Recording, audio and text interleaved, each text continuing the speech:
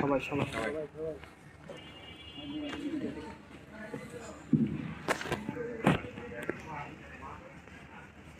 আমি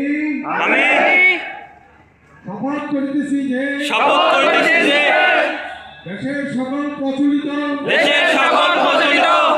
আইনের প্রতি শ্রদ্ধাশীল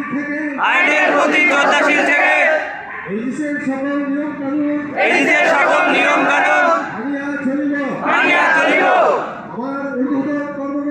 আমার ঊর্ধ্বতন কর্মকর্তা কোম্পানির নিয়ম অনুযায়ী যখনই যাহা আদেশ করিবে তখনই তাহা বিনা বাক্যবে